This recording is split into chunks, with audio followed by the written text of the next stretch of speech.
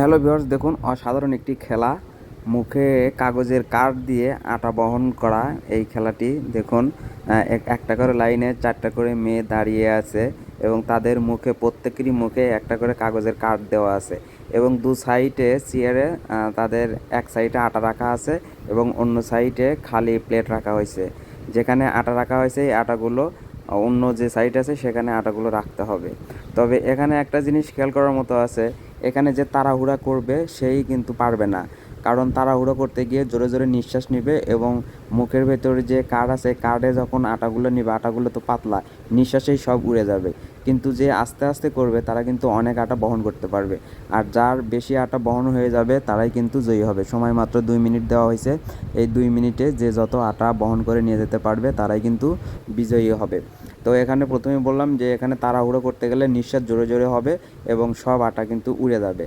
আর এদের কিন্তু তাই হচ্ছে, দেখুন মাটিতে শুধু আটা পড়ে আছে, কিন্তু মাঝখানের যে লাইনটা আছে তারা খুব ধীরে আস্তে আটাগুলো বহন করে নিয়ে যাচ্ছে এবং তারা খুব বুদ্ধিমান, তারা কোনো তাড়াহুড়ো করতেছে না এবং তারা সম্ভবত নিঃশ্বাস বন্ধ করে রাখছে, যার কারণে তাদের আটা কিন্তু পড়তেছে না এবং তারাই হয়তো লাস্ট পর্যন্ত বিজয়ী হবে।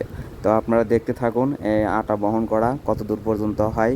এটা মূলত ঈদের দিনে ঈদ আনন্দ হিসেবে একটা মেলার আয়োজন করা হয়েছিল, সেখানে এই প্রতিযোগিতাগুলো চলতেছিল, অনেক রকম খেলা দেখানো হয়েছে, তার ভেতরে এই খেলাটি সবচেয়ে বেস্ট ছিল।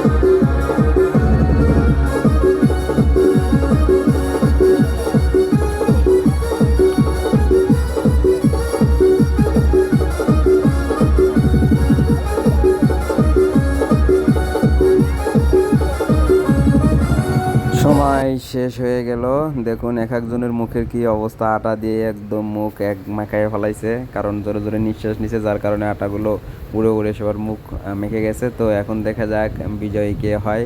সম্ভবত মাঝখানের যে লাইন ছিল তারাই বিজয়ী হয়ে গেছে, সেটাই দেখা যাচ্ছে যে মাঝখানে যারা ছিল তারাই সবচেয়ে বেশি আটা বহন করেছে হয়তো।